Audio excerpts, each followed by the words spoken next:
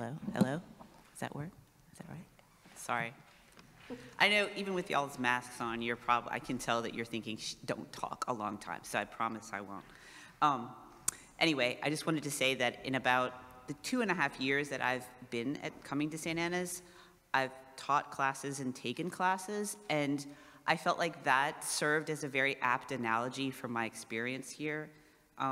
Because to me, it's very much a place that is as much about what you bring as what you find.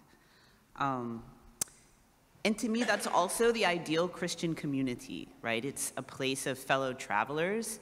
And it reminds me very much of this definition that Mother Teresa, or at least it's attributed to her, of a saint, right? Which is a sinner that keeps on trying. Because I feel like this is sort of the essence of what this place is about. We're all fellow travelers and sinners who just keep on trying.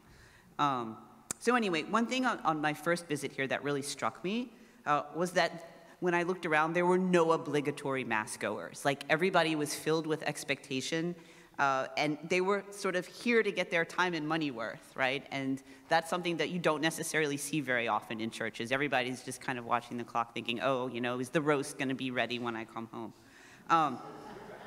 And it's a community that I felt was very much, immediately this struck me, as much about the humanity that we find here as the divinity that we find here. And I think that that is also something that's quite rare.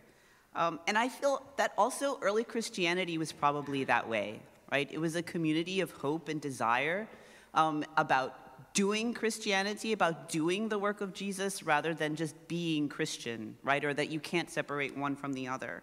Something that's very dynamic. The second thing that immediately struck me when I came here was that there were no gatekeepers. I feel like there are no foreigners at St. Anna's. Like, everybody is a native here.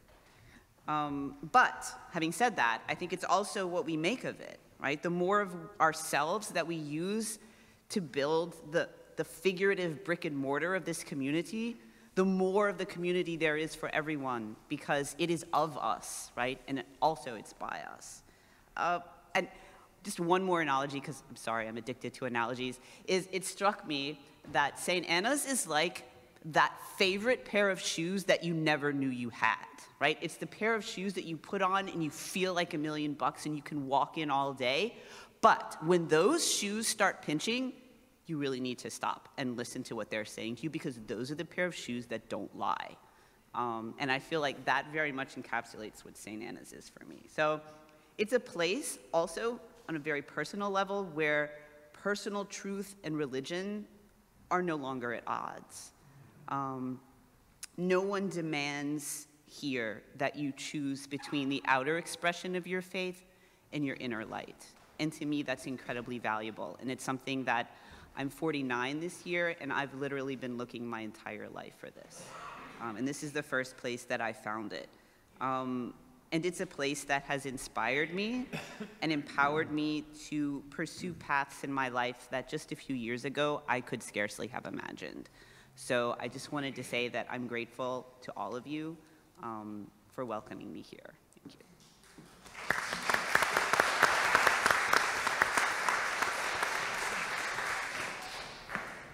Okay.